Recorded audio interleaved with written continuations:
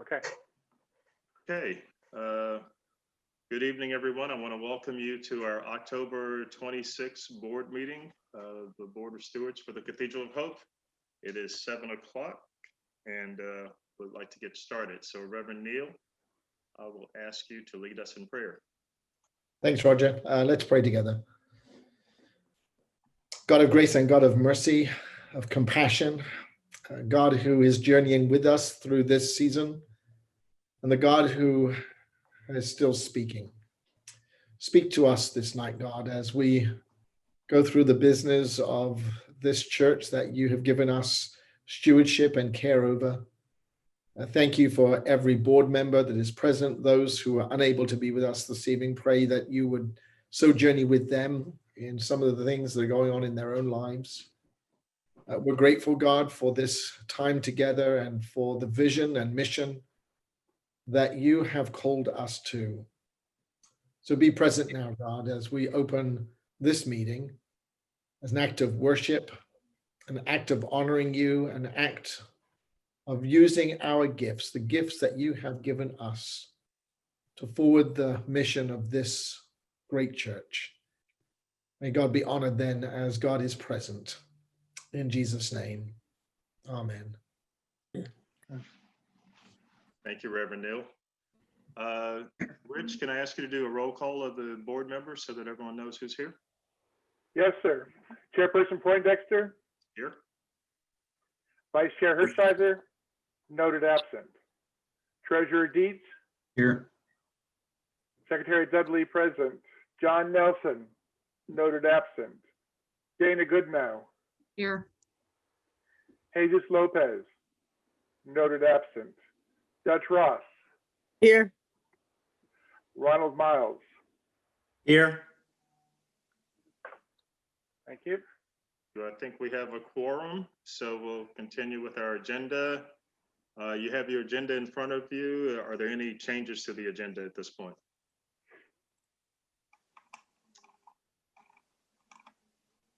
Not, I'll entertain a motion to accept the agenda as is. So move. Second. All in favor? Aye. Opposed? And abstentions. Okay. So the minutes for the September 28th board meeting went out to everyone. You've had an opportunity to read those. I'll entertain a motion to accept the minutes, or if there are any changes noted. So I moved. move to accept the minutes as attached. Then a second. A second. Okay. All in favor? Aye. Aye. Those opposed? Any abstentions? Aye, that would be me. Thank you. All right. So the first thing we have on our agenda is our finance report from our treasurer, James. Thanks, Roger. Okay, total revenues, I'll just go right into it. Total revenues year to date through the month of September were 1.75 million versus budgeted revenues of 1.92 million. So we're short of revenue overall by about 171,000 year to date. For the month of September, we saw 160,000 in total revenue versus a budget of 195. So we had an overall revenue shortfall in September of 35, just slightly under 35,000. As far as the contributions piece of that, contributions income year to date through September was 1.46 million, and that was under budget by 111,700. For the month of September, contributions were under budget by about $29,425. That's a little bit of an uptick from our historical giving shortfall over the past few months. Just as an example, through August, our aggregate giving shortfall was $82,330, which was an average of just slightly more than $10,000 per month. So the September shortfall of almost $30,000 was a pretty substantial uptick from the prior average monthly shortfall that we've been seeing in contributions income. Additionally, through week 3 of October, and I now have week 4 numbers. So last week through week 3, we were under our contributions budget by $28,000. through week 4 or month to date, we're under by 38,000. We are expecting some auto giving and some other and some mail to come in this week. Scott can give us an idea of what he thinks, where he thinks we will end up.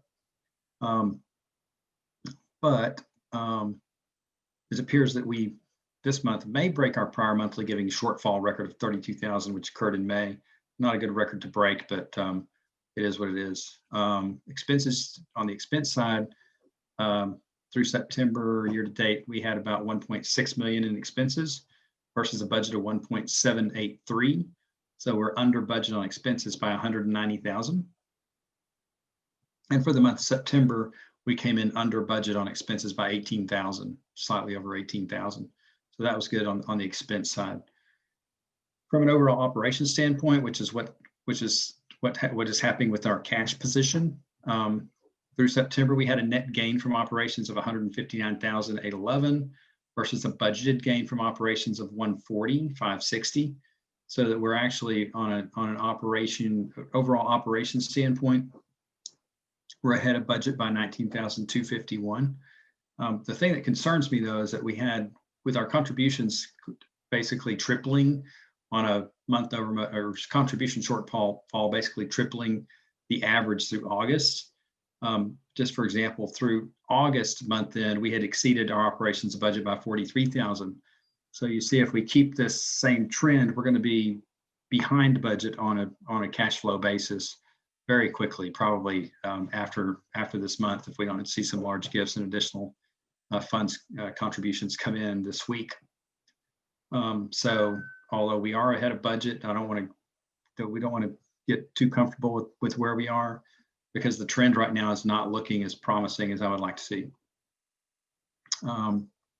Overall, our financial position remains relatively healthy. However, the degree of the contribution shortfall in September and through the current period, or through the current week or date in October, a little bit disconcerting, as sustained shortfalls in this range would dictate the need to take more aggressive actions to reduce expenses. So that's a summary of the budget. I'm going to let Scott get us caught up on where we are through October.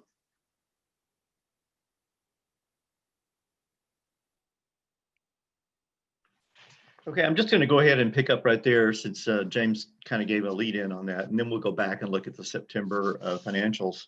So if you have your sheet in front of you that has the colored markings on it in the box and everything, this is the weekly report. There's some interesting things on there, but let me address the shortfall first. So week 4, we had a budget of 34,000, and so far we've taken in 24,000, but week 4 includes one Sunday, 2 Wednesdays, 2 weeks of mail, and 2 weeks of auto giving. So even though we're showing a $38,000 shortfall in the budget, I'm expecting somewhere around $13,000 in auto giving, payroll contributions. The mail today had $3,700 in it. So I think that the worst case scenario will have a $25,000 shortfall. It may be a lot less than that. So one thing to keep in mind, though, for the month of October that we're looking at here, we've had 2 one-time contributions that total $15,000. So if those one-time contributions had not come in, we would be really, really in bad shape in terms of our budget versus actual. I think what we're seeing here is a trend in terms of our giving. Anywhere from $20,000 to $25,000 a month in shortages seems to be what we're experiencing. November's got 5 Sundays, but as you know, Sundays don't count as much anymore because we don't pass the plate. So we'll see what happens. But I think this is going to give us a good strategy for budgeting in terms of what we can expect for 2021 in a situation where we're closed. And it's kind of up in the air as to how you do a budget. We know what our fixed contracts are for our lease agreements and our maintenance programs and those types of things. You guys are going to have a discussion tonight of what the Unstuck group is recommending in terms of how the staffing will look for 2021. So we'll be able to put something together, hopefully by the end of November, to present to you 1st of December, at least a preliminary budget. Still on the same page, though, some good news is up at the very top, you'll notice that we have 12 months in our mortgage reserve. So we have 12 months of mortgage payments set aside now in our interest-bearing account. That account pays interest at 0.75% annually. And then I just want to warn you that next month, I put this off as long as I can in terms of our loan forgiveness, but next month you're going to see $194,300 of extra income on the financial statement because we're expecting the entire loan to be forgiven. I think that's all that I'd like to comment on this particular statement here, and we'll move back over to the other financial statements. I sent you kind of late. The last 2 weeks have been kind of interesting because I've been by myself. Ariel's been out, and so I've been wearing 2 hats. And some of the analytical work that I would like to have done on the financial statements, I was a little rushed at, and so I'm happy with the numbers. I would just like to have tweaked them a little bit more. Anyway, if you want to look at the balance sheet, I think the significant thing there in the balance sheet is our cash and invested cash, which is at the very top of the page there. In the assets, we have $2,148,000 in cash and invested cash. And in that operating account that shows $238,000, about $100,000 of that belongs to the capital fund and the designated fund. It just hasn't been moved to those bank accounts yet. There's some cleanup work in the receivables and prepays that we need to do, but everything else I'm pretty happy with. In terms of the revenue and expense detail, James has already mentioned most of the basic items there. The same accounts that we see every month where we are achieving savings on page 2 in the worship area, or the flower expenses, the hospitality and food services. If you look at the year-to-date column, which is on the very far side there, you'll see what those savings are. In the music, the contractors paid musicians, we've saved almost $59,000 this year.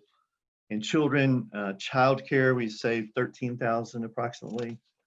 In the admin area, we have some savings in some of the areas all along, but our copy costs and overage costs, we'll see savings by the end of the year there in the range of $9,000 or so. Information technology, the supplies and production, we saved almost $13,000. Down in facilities on page 3 at the very bottom there, $16,000.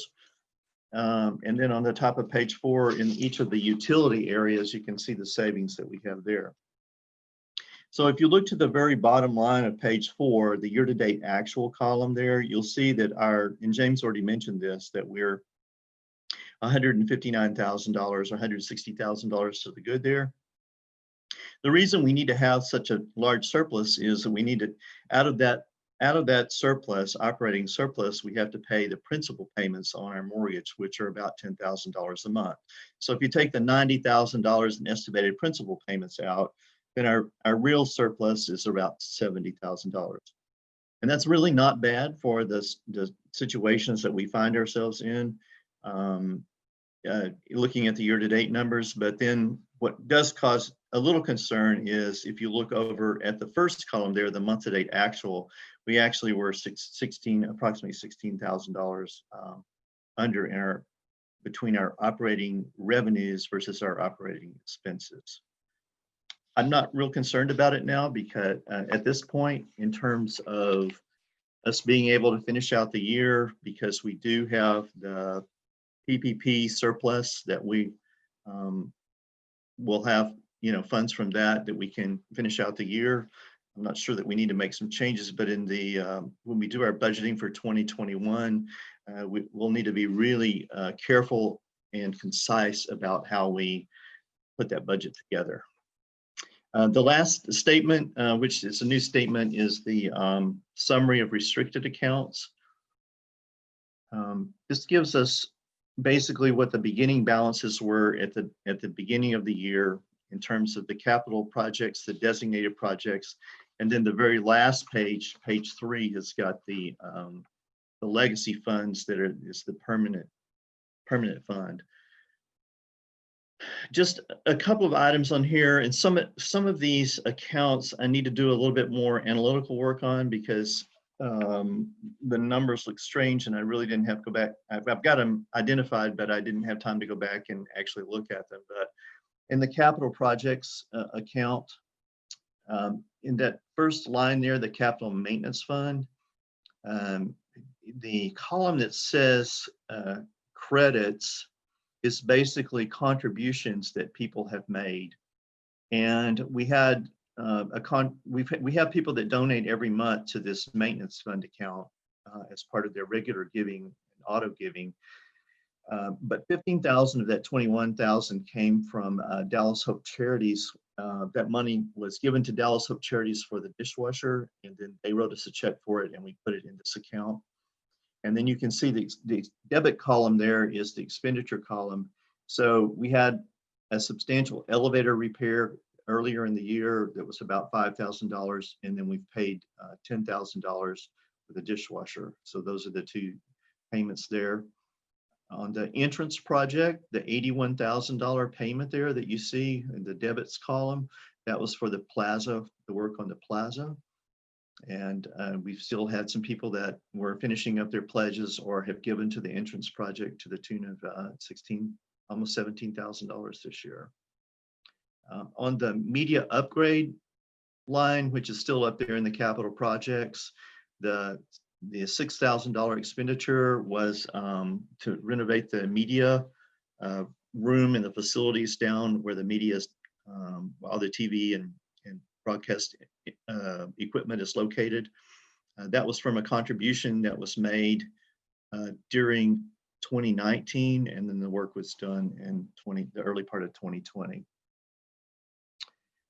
All these other funds are in the designated projects are looking really good. One of the ones that I need to analyze is the 50-year anniversary project, which was a music project. There were funds that were collected for to pay for an original piece to be performed for the 50th anniversary, and I need to take a look at that. And also near the bottom of the page, admin short-term projects.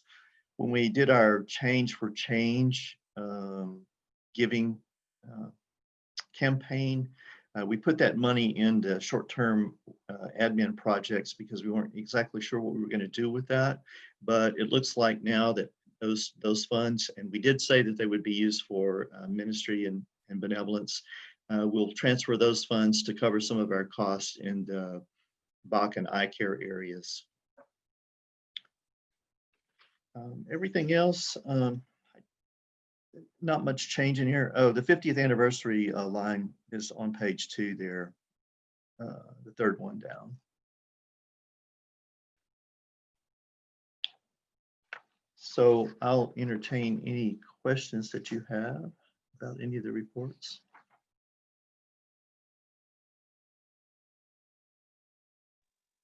Oh, I love silence. Any questions? I just wanted to just note that the statements for everyone's giving also went out this month. So in the midst of Scott covering 2 positions and HR, he also managed to get all the statements out to everybody. So, and some folks have been responding to those. So we're people are either letting us know why they haven't yet met their pledge, or making sure that they can find a way to meet their pledge by the end of the year. Was that emailed out or mailed out? It was, almost all of them were emailed out. I think there were maybe 8 or so that we mailed. If you met your pledge, you didn't get one. I don't want you to stop giving. That's okay.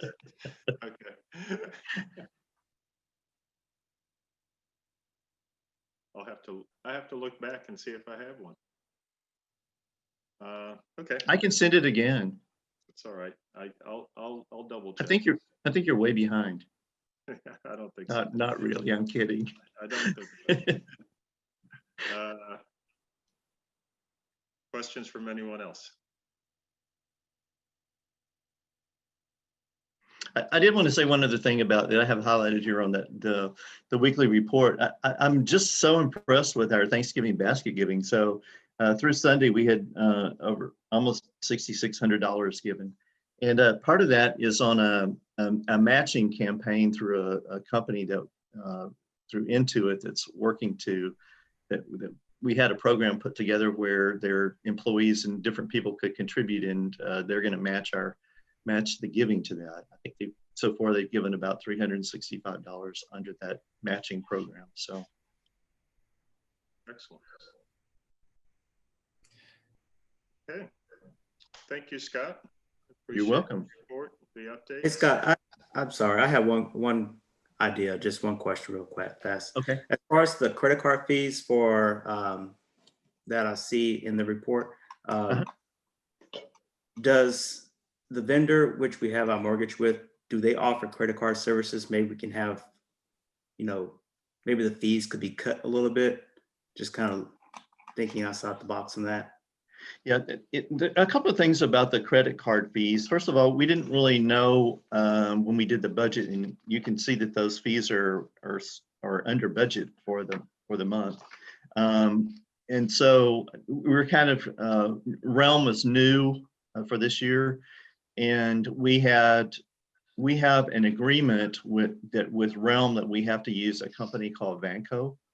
And we negotiated a rate with Vanco based on our expected volume, and that the rate was actually lower than the rate that we were paying with Blackbaud, our previous processor. So we don't really have a choice there of a processor to use if we want an automated system. So what happens when a person makes a contribution either through an ACH, which is a direct draft on their bank account, or through a debit or credit card, if they do that online, that information is stored with the Realm software, and they automatically process that with Vanco. It magically appears in our bank account, and we don't really have to do any type of posting. We just have to reconcile what they say was added to all of our contributions with what actually went to the bank. So it's a very, very nice system, and it has eliminated a lot of work for us. Even with the old Blackbaud system,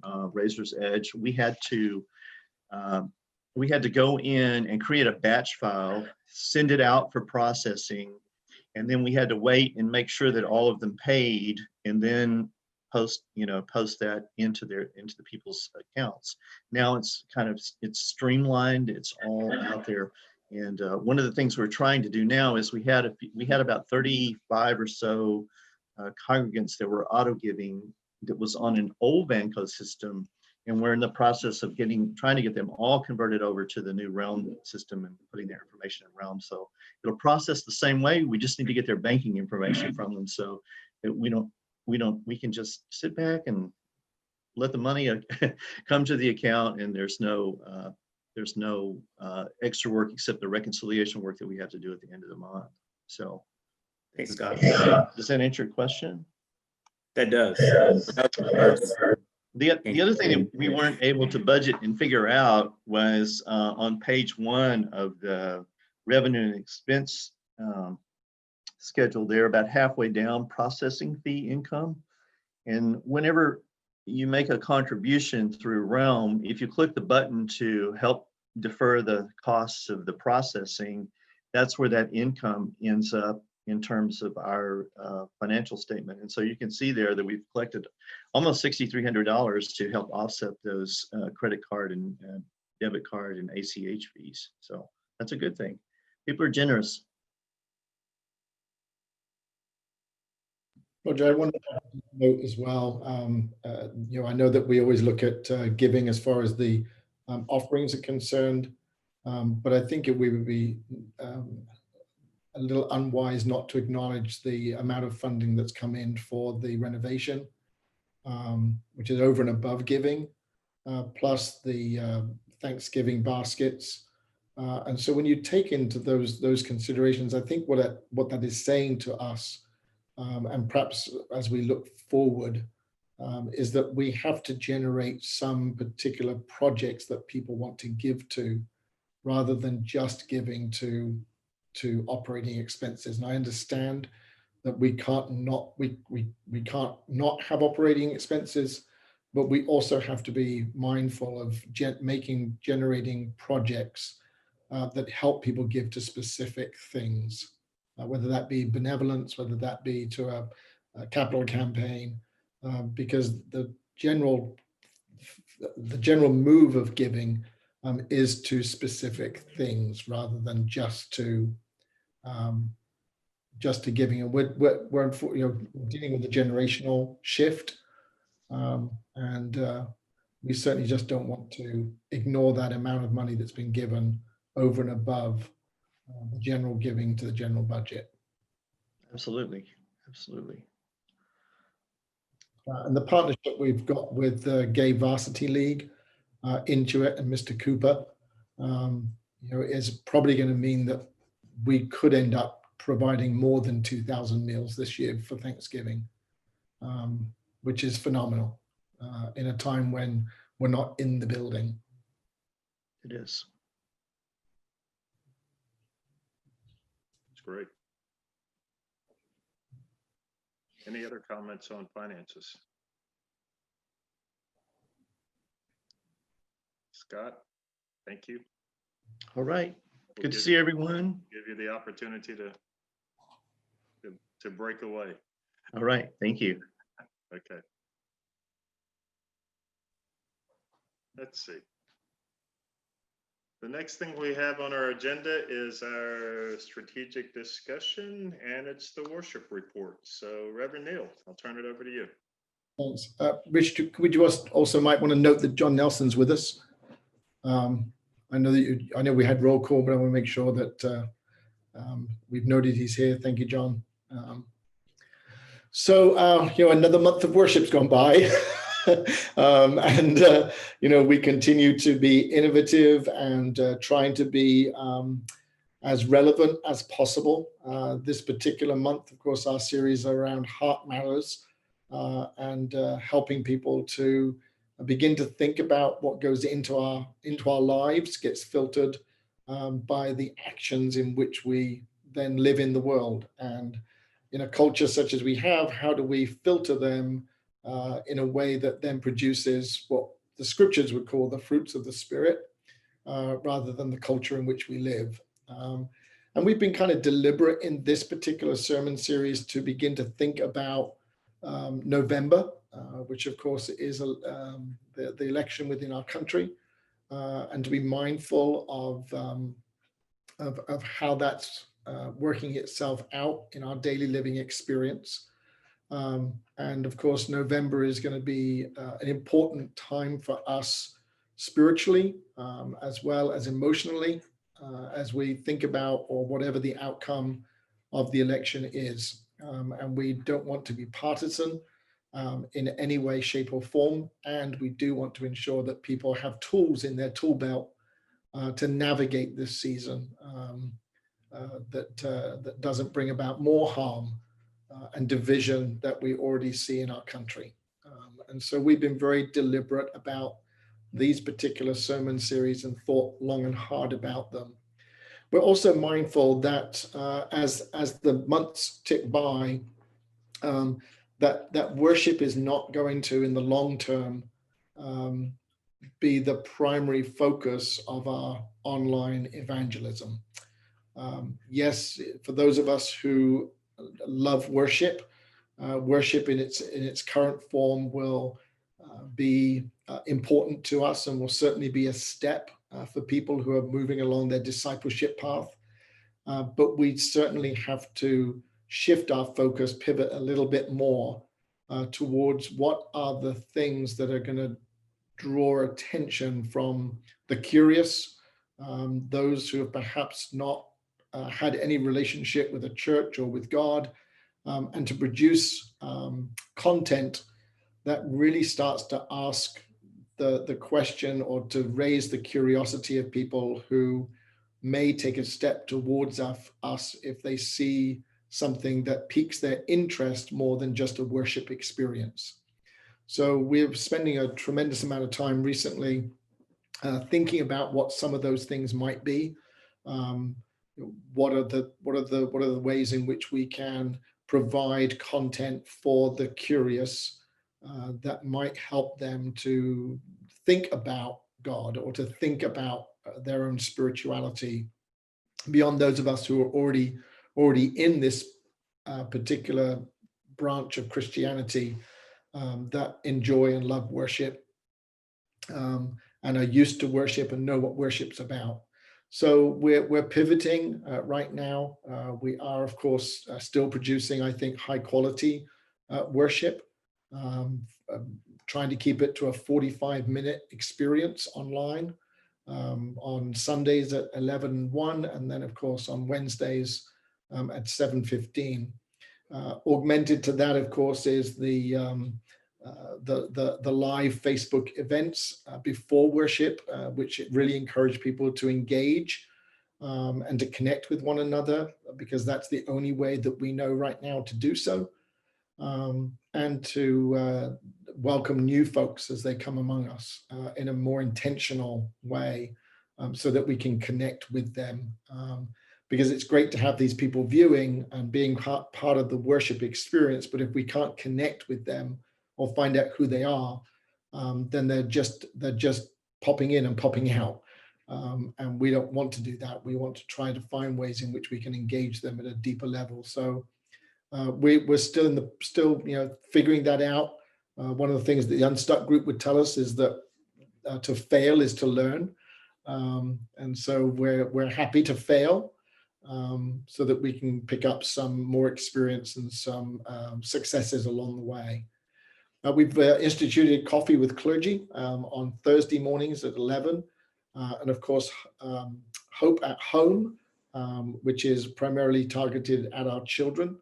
And then we continue to do our once a month on campus, which this particular Sunday was a very busy Sunday with handing out crafts and treats for the kids, specifically aimed at the children and families that we already have at Cathedral. Blessing of the animals, and there were a lot of animals that came on site. Most of them came with owners. We did pack the pantry. We signed up for Thanksgiving baskets and did drive-through communion. So it was a wonderful experience of watching folks come on campus. And this particular Sunday, folks who were able then to get out of their cars, especially if they brought animals to be blessed, and the people lingered for a little bit longer because they weren't just doing a drive-through. They were able to actually stop, park, and get out and interact with each other, maintaining social distancing and with masks. And so for those of you who did show up this week, and I know many of you did, I hope you continue to see how important it is for people to have that sense of still coming back to the campus. We're still working on logistics for Christmas and the possibility of having worship on Christmas Eve.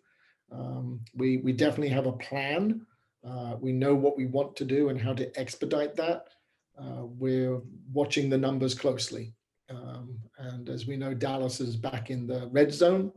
And we also know that many of the hospitals are almost at capacity as far as those who are COVID-19. So we're doing our very best analyzing this on a day-to-day, week-to-week basis, planning for the future and allowing things to not actually happen if the circumstances aren't right. I'm just trying to think what else. We have instigated a day of service for November the 3rd that the entire staff are taking the lead of. Faith in Texas, Faith Forward Dallas, Faith Commons, and Thanksgiving Square are basically encouraging local congregations, Christian, Buddhist, Jewish, Muslim, Hindu, Baha'i, to adopt a polling station on November the 3rd from 7 to 7. And part of that is to provide water and snacks and to bring a cheery disposition to folks who may be standing in line for quite some time to actually cast their vote. We've adopted Oak Lawn Library and Maple Lawn Elementary School. And the staff are taking the leadership in this. I mean that by the entire staff. And tomorrow there'll be a sign up genius to members of the congregation who may want to join us on that day, but in 1 hour, 2 hour, and 3 hour shifts to ensure that we keep a pleasant disposition. What's interesting, as many of you may know, is that about 70% of voters have taken advantage of early voting. And so we're not sure whether the lines on November the 3rd are going to be as long as anticipated. But nonetheless, I think it's important to have that encouraging spirit and to monitor what's going on at the polls on November the 3rd. So we're involved in a couple of trainings this week to make sure that we have the tools necessary to make that happen. So the offices will probably be closed on November the 3rd on Tuesday to expedite this particular project. And then November the 4th is a Wednesday, as you know, and we are planning for Pulse that evening to be aware of what may have happened on November the 3rd. Again, not from a partisan position, but from an emotional and spiritual position. I think that's probably as much as I can share about where we are with worship. We're trying to be intentional and trying to think about what this looks like post-COVID-19, whenever that is. What is our digital presence? What is our physical presence? What are we able to be when we finally regather together? Because who we will be very different, because we've all changed in these 7-8 months, whether we acknowledge it or not. We have all changed, and it's going to be an experience of getting to know us all again. And we want to make sure that we're ready for that. So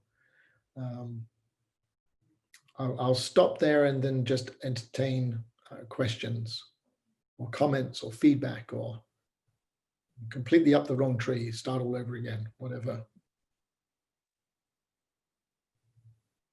I'll just say thank you for what you've been doing so far with the services.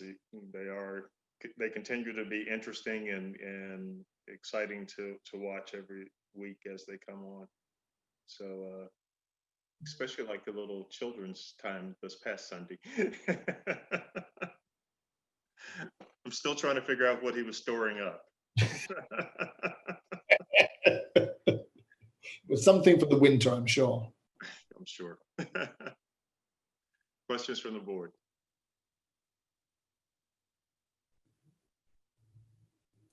So I have a question for Advent. Is there going to be a push for small group, expand small groups, and just kind of work on that connection piece? Yeah. But I think they're going to continue. As you know, we expanded the small groups for this particular season. Heart Matters, reading the book Enemies of the Heart by Andy Stanley. And my understanding is that those groups will be invited to continue as they go through Advent. The theme for Advent this year will be called Christmas Is. And you may have noticed in the newsletter this past week, there is a Christmas card competition, inviting people to present graphics for faith, hope, peace, and love, faith, hope, peace, and joy. And so those we're soliciting those because we want to be able to send those to folks over the Christmas as a way of keeping connected. And we also are trying to figure out a way in which we can light the Advent wreath, which will be different this year because we won't be in the gathered space, but finding ways in which we can light the Advent wreath in people's homes and incorporate them into the worship experience. And so that's what we're working on. But yes, the connection piece is, some of the most important. The other thing I just want to let you know as well is, and I think this is a credit to who we are and who we've become with Hope Day School. Corey Berg, our executive director, was awarded the Administrator of the Year but for all the Hope Day schools in the country, and for her leadership specifically during COVID-19. We're one of the only day schools that have been able to maintain full operation. And that's primarily down to her leadership and to her ability to navigate and to pivot. And so I just want to put that out there and to acknowledge her and to congratulate her that Hope Day School is the school that got the award this year. It's awesome. Other comments and questions for Reverend Neal?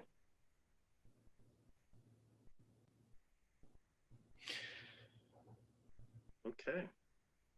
We're going to move on then in the agenda to thank you, Reverend Neal, for your report. We're going to move on to continuing business, and we have several items here, and I think most of these will be addressed by you, Reverend Neal, so I'll go through them real quick. It's we're covering Operation Faith Lift, which is the renovations of the church, the creek work that's happening, driveway project, and the dishwasher. So Operation Faith Lift, as you know, is now underway. The pews have either been distributed to members of the congregation who wanted them, or to a smaller congregation that was looking for some pews. And then the rest are being dismantled and will be recycled. The interesting thing is, if you have not seen them, as we've been dismantling them, that the pews were actually not made of wood.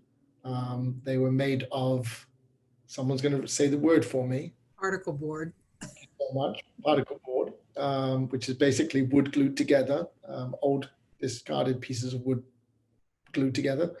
And that if we had ever washed them, at some point they may have just fallen apart anyway. And as we've been dismantling them, have realized just how bowed they were, either down or up. And I think the only thing that was finally holding them together was the fabric. So it's a blessing that we're doing this right now, and what a gift in some way that we have the building empty for all this amount of time to be able to do that.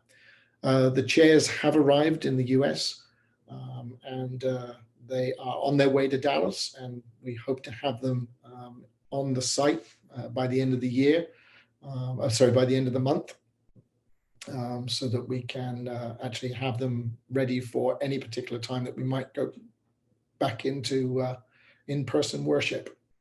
The other pieces are just on a schedule of events that's being handled by facilities and development and building and grounds, and that will just continue. I think the next bit is dishwasher, or was it creek? The next one is the creek. Creek. So the city of, I want to say, kind of started their work. They've been to cut back some of the bamboo. They've fenced off the piece of the creek that gets them down to the creek. They have a portable toilet on site. They've surveyed the land one more time, because obviously when it was first surveyed, it was a long time ago and things have eroded worse since then. But they've done their survey work, and it looks like that they may have started, but it's hard to actually determine whether they have or whether they haven't. But we see people there every now and again. And so we know that they either have started or in the process of getting started. But of course, that's going to be a much bigger project now because of the greater erosion. But what that does mean is that once it's done, we're not going to see any future erosion of the creek encroaching onto our property. So that's going to be a good thing. And that's, of course, not costing us any money. That's all but done by bond money that was raised over 10 years ago, if I remember rightly. But we'll monitor that project. The dishwasher was installed today with a new sink in the kitchen. And so the electrical upgrades are being done, plumbing upgrades are being done, dishwasher and new sink. And that is going to make many of our projects who use the kitchen a much more effective space, especially with washing plates and cutlery and all the things that need to be done at a much higher temperature than our former dishwasher did. And again, thanks to Tim Reed and his negotiations with his employer, the Bank of America, who matched his giving. That meant that this really only cost us about $2,000 or $3,000 above the match, and that came out of the maintenance budget. So it really hasn't cost us that much. Now, I think the last thing is the driveway. That's correct. And the plat is still back with the city. We are still waiting for the plat to be signed off on. We did confirm that our I think it's called a T1, is still in place. And so we don't have to resubmit.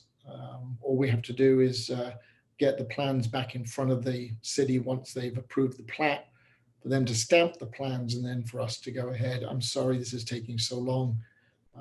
It's not really our fault or our responsibility. It really is down to the city, and they're getting their wheels turning again.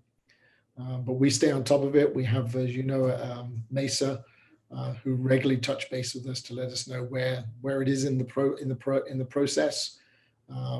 Maplewood, which is our contractor to lay the concrete to finish off the driveway, is on standby, and they know that as soon as we've got those plans stamped, the money's in the account, it's in the designated funds, it is ready to rock and roll. And I would love for it to happen before the end of the year, but of course we're now moving into the winter where we get rain, and concrete laying is far more difficult doing it in the winter than it is in the good weather. So we will get this done as soon as possible. But in the meantime, Operation Faithlift and all those other pieces are still keeping us moving in the renovations of the building, in the hopes that when we do regather, there'll be a nice surprise for people when they walk in.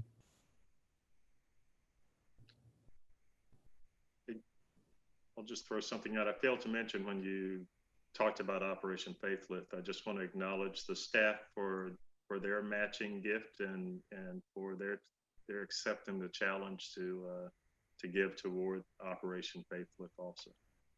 Thanks, Roger. Okay. Any questions for Reverend Neal on any of those items? Okay, we'll move on. New business.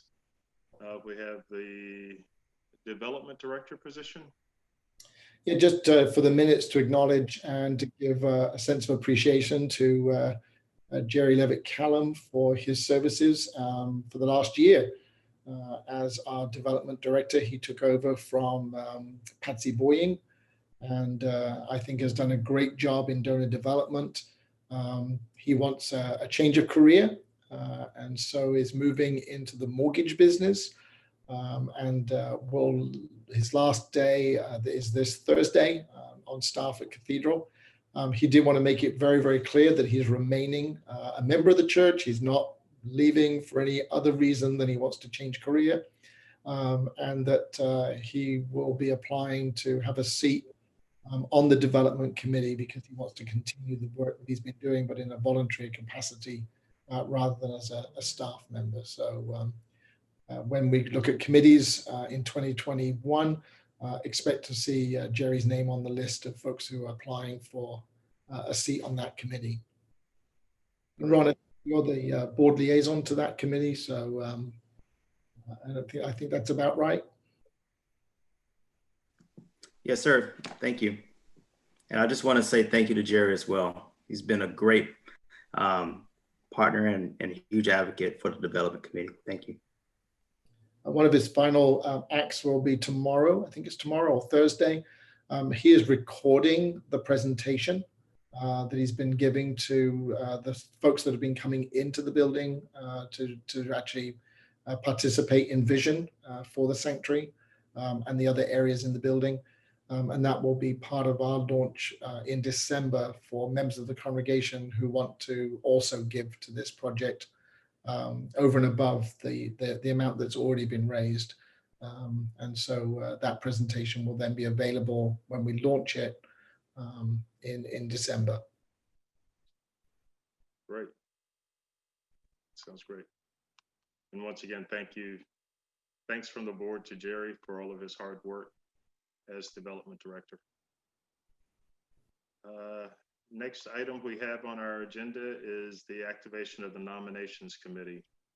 2021 elections will be happening.